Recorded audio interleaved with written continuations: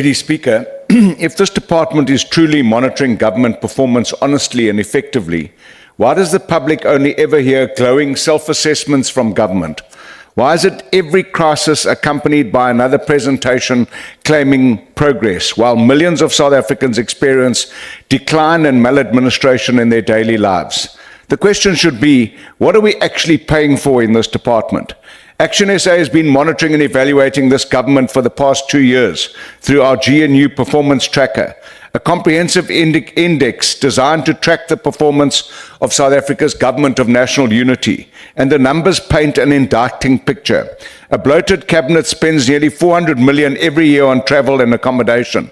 Taxpayers spend 4.5 billion annually on VIP protection for the politically connected few. Economic growth sits at just 1.1% generously, while comparable developing economies grow at 3 or 4%. Unemployment has reached 43.7%, the highest rate in our democratic history, despite the NDP promising to increase economic growth and reducing unemployment. In the first quarter of this year, 345,000 South Africans lost their jobs. That's 30,000 a week, 6,000 jobs every day. These are not statistics. These are livelihoods destroyed, families pushed into desperation. South Africans who had work and now join the nearly 12 million people unable to find employment and who have given up looking altogether. Small businesses remain trapped in a hostile business environment. Our freight rail networks continue to stagnate.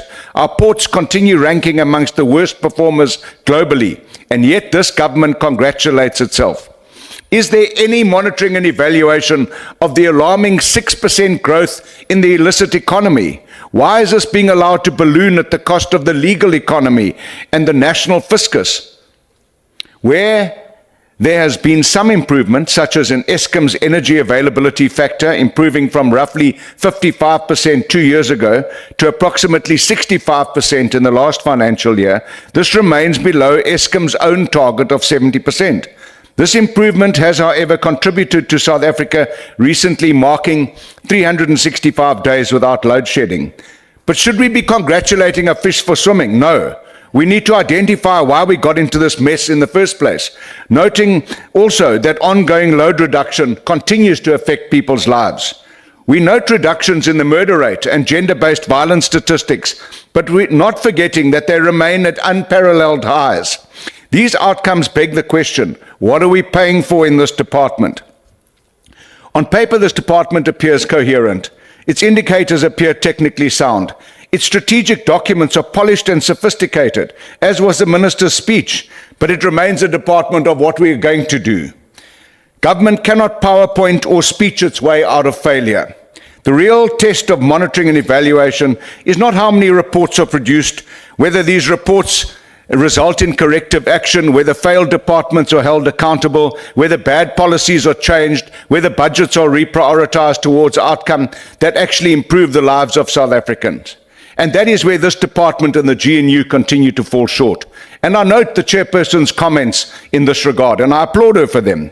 The department itself admits that it lacks enforcement authority and relies largely on influence and persuasion across government. So the department produces increasingly sophisticated reports about a state whose delinquent performance militates against change and performance.